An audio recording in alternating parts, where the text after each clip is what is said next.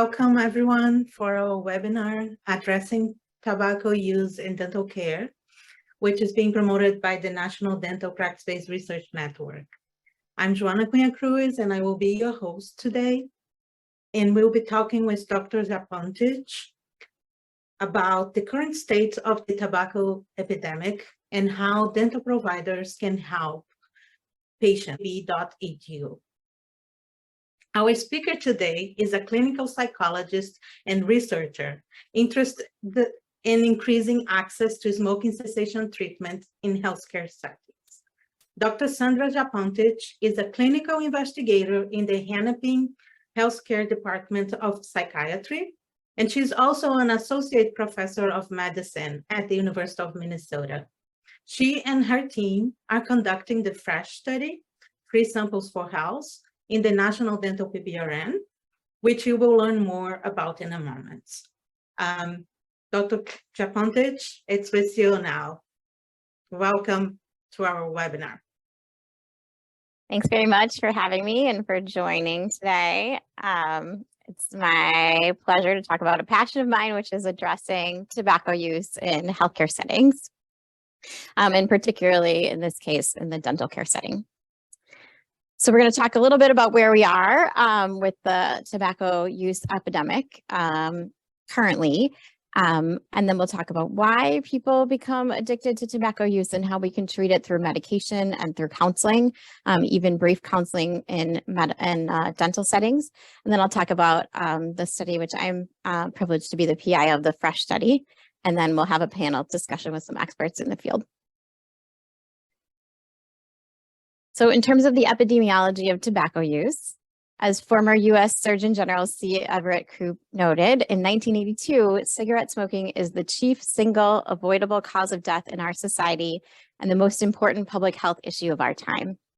The first Surgeon General's report on smoking was published in 1964, and since that time, dozens of Surgeon General reports have summarized the conclusive evidence from biologic, epidemiological, and behavioral and pharmacologic studies that tobacco use is detrimental to health.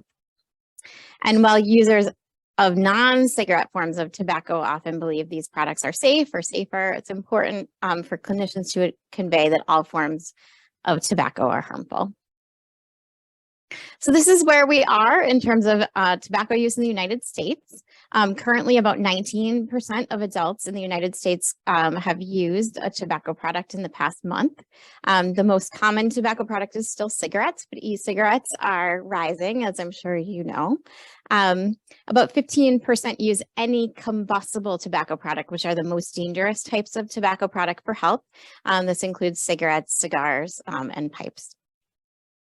It's important to know that about 2/3 of people who smoke, if you ask them, say that they want to quit. So if you talk to somebody who smokes, there's a good chance that they would like to quit. And about half of people who smoke try to quit every year. So there's a lot of opportunity for intervention in this population. As I said, smoking is the leading cause of preventable death in the United States. The biggest cause of death is cardiovascular disease, followed by lung cancer and lung diseases. But there's also a lot of deaths attributable to secondhand smoke and other cancers as well. And of course, you're here because you probably know that smoking is related to oral health as well, with the biggest relationship is between smoking and periodontal disease. People who smoke are 7 times more likely to develop periodontal disease than people who don't smoke. Smoking promotes periodontal disease by depressing polymorphonuclear leukocytes, accelerating the rate of alveolar bone loss, and increasing plaque and calculus. And there is now enough evidence to infer a causal relationship between smoking and periodontitis. More than 50% of adult periodontal cases are attributable to cigarette smoking. And in people who currently smoke, about 75% of their the cases of periodontal disease in that population may be caused by smoking. And in addition, smoking impacts the treatment of periodontal disease by delaying wound healing and suppressing the immune response. And as a result, periodontists are reluctant to perform procedures on people who are currently smoking. So that's a great opportunity for intervention. And the good news is that evidence suggests that smoking cessation may slow the progression of periodontitis. There are other oral health effects of smoking that are more cosmetic or less severe, and these often show up earlier than these long-term heart disease, lung disease consequences, and are a great point for early intervention. These are also, a lot of them are cosmetic problems, and so people who smoke might be self-conscious about these and might want help from their dentist to ameliorate these effects of smoking. And so this is going to be a great point of conversation when you're talking to people who smoke, who have discolored teeth or tooth abrasion or chronic mouth sores, to say that that smoking might help with those things.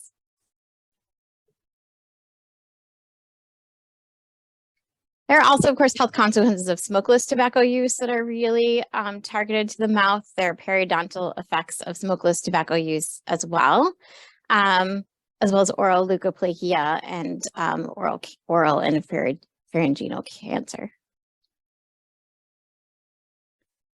This problem of why people continue to smoke despite the health consequences is addiction to nicotine. Nicotine addiction is a form of chronic brain disease resulting from an alteration in brain chemistry. Dr. Alan Leshner, the former director of the National Institute on Drug Abuse, defines addiction as the compulsive use without medical purpose in the face of negative consequences. Nicotine addiction is a chronic condition and has a biological basis. Nicotine stimulates the release of neurotransmitters, including dopamine, which is kind of our reward neurotransmitter, which activates the dopamine reward pathway. That's the pathway by which all drugs of abuse act, as well as things that are important for our survival, like eating and sleeping. This induces feelings of pleasure, which reinforce repeat administration of the drug. However, with chronic administration, tolerance to the behavioral and cardiovascular effects of nicotine develops over the course of the day, with tobacco users regaining sensitivity to the effects of nicotine overnight. With overnight abstinence.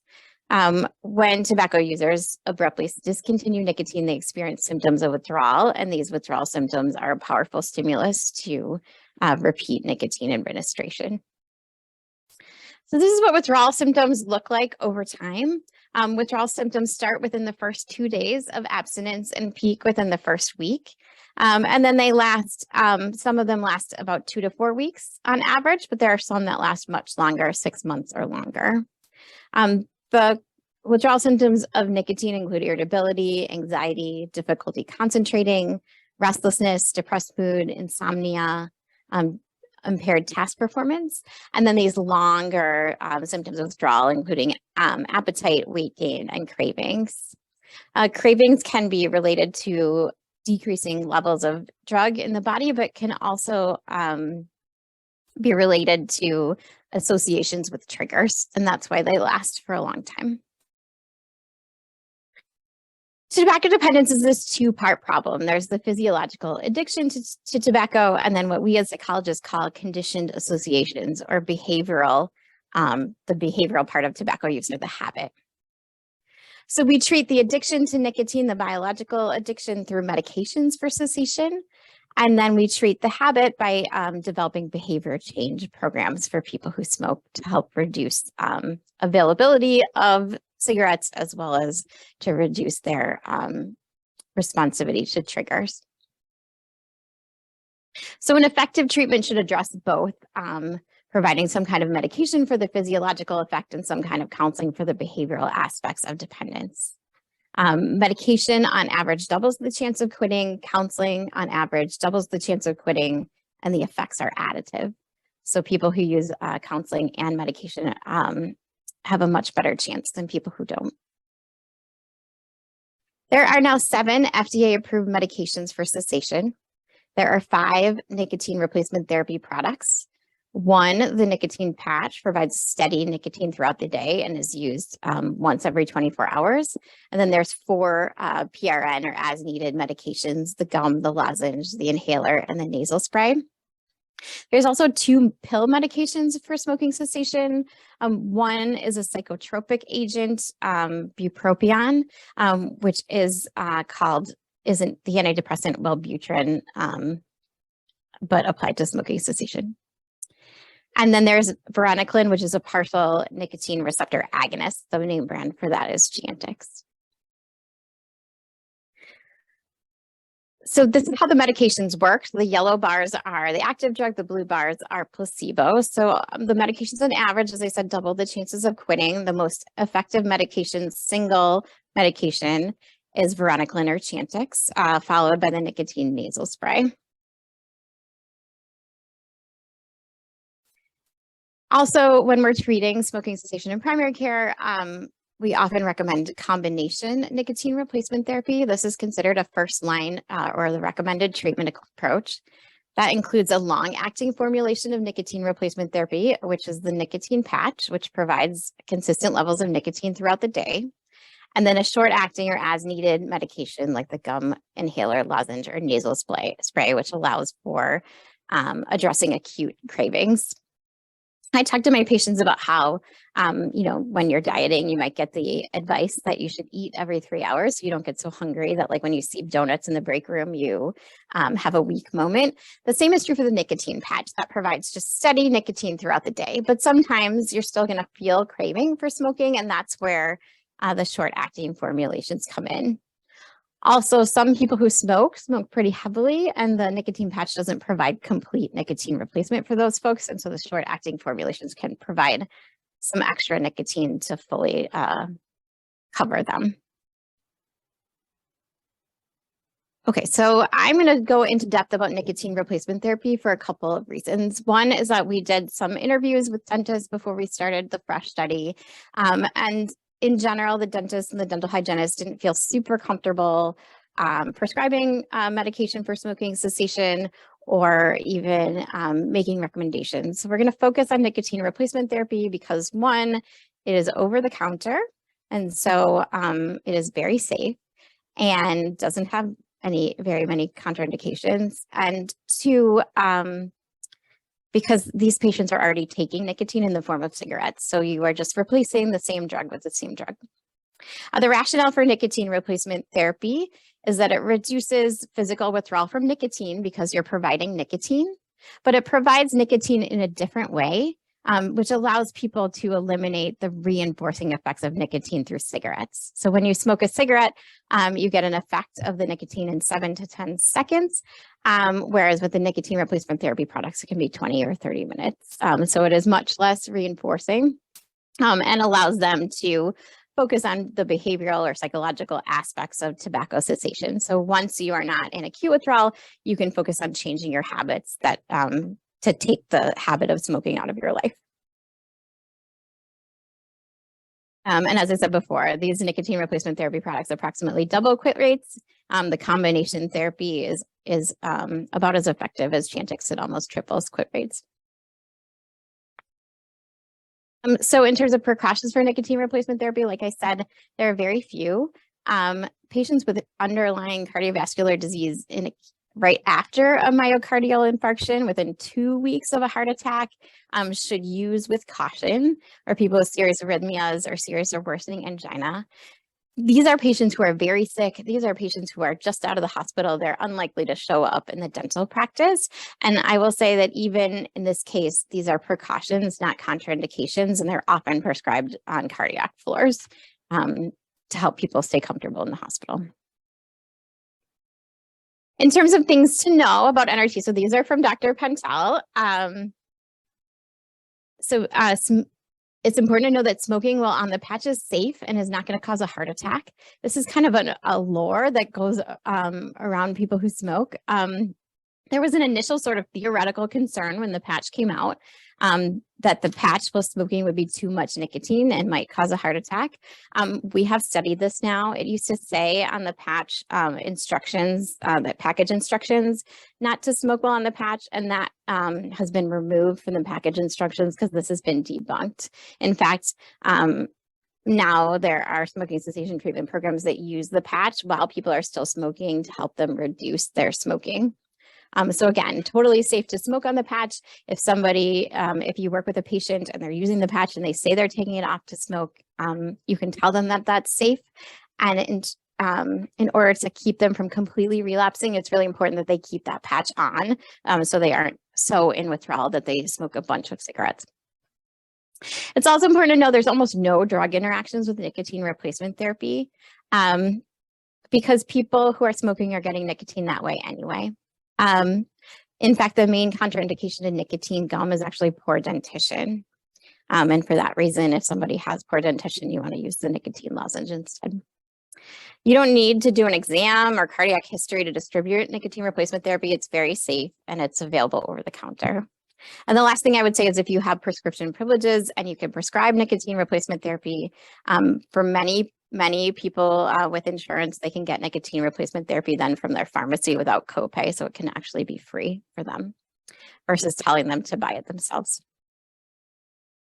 Okay, the second problem is changing behavior, those habits around smoking, or what I call conditioned associations. Tobacco cessation requires behavior change. Fewer than 5% of people who smoke are successful when they quit without assistance, without medication, or without counseling. And failing to quit smoking can be really discouraging and discourage people from making future quit attempts. Many people who smoke underestimate how strong the addiction to cigarettes can be and the need to make changes in patterns and routines. So a more successful approach is to view quitting as a learning process where every person who smokes has to teach themselves how not to smoke. In order to learn anything successfully, one must prepare properly and have a plan. And that's something that we can address in counseling.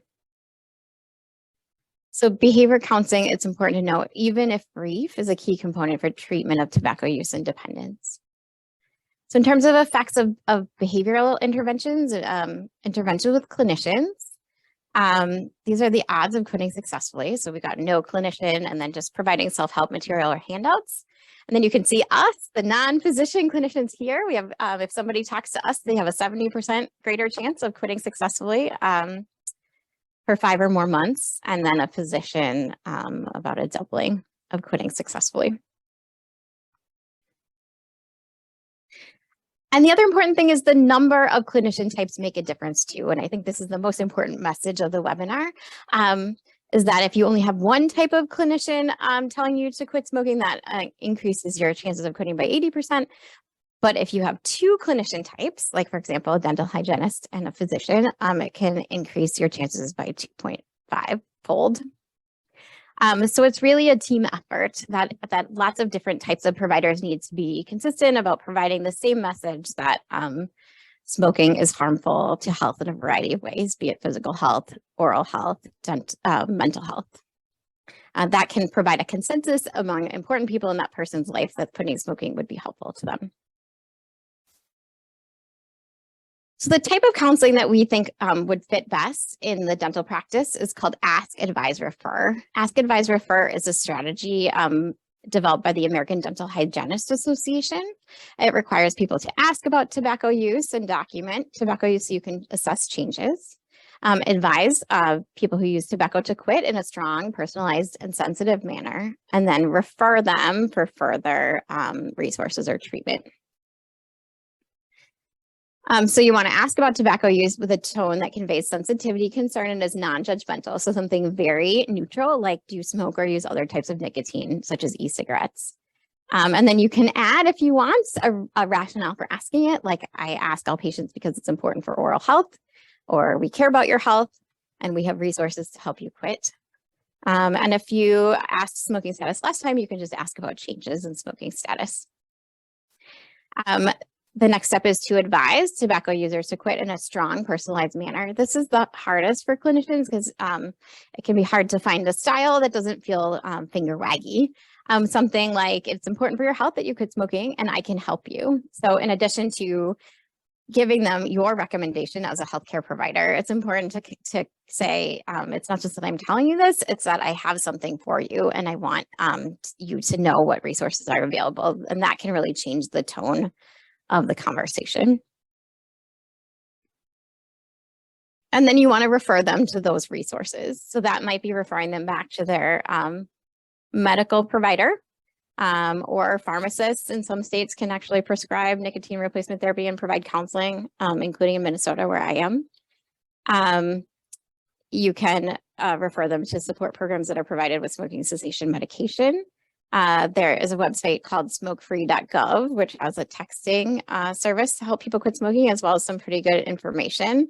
And the thing that we're going to be talking to you about most today is the quit line. There's a national toll-free telephone quit line called 1-800-QUIT-NOW that is operated in each state a little differently.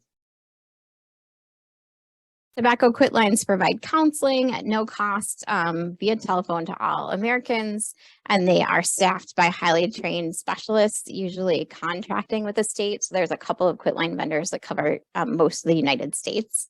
It really varies what they offer, but usually at least 5 personalized sessions. In Minnesota, you get up to 12 sessions if you have a mental health diagnosis, for example. And some quit lines also offer pharmacotherapy at no cost. So in Minnesota, for example, we provide 2-week supply of the patch and the nicotine lozenge. And their success rate is about 28% for people who both use the quit line and a medication. So that's much better than the 5% quit rate we saw for people who quit on their own without help. Unfortunately, most healthcare providers and most patients are not familiar with tobacco quit lines. So just spreading the word is a nice service that can help people change. Just so you know what to tell patients about what would happen when they call the quit line, the caller is routed to language appropriate staff. They often take an intake questionnaire on demographic information, insurance information, and their smoking behavior. And then they're offered a choice of services based on those demographics. That might include telephone counseling, it might include mailed materials, medications, or referral to local programs. Quit lines have a really broad reach and are recommended as an effective strategy in the clinical practice guideline. And we will see you next time. Well, thanks everybody for coming. I just want to reiterate that patients want to be asked about their tobacco use. They won't find it offensive, particularly if you're providing resources, and that the quit lines are a great way to connect patients to smoking cessation treatment. And if you want to learn more or get more practice with this or work with this wonderful team of people, please sign up. Can I?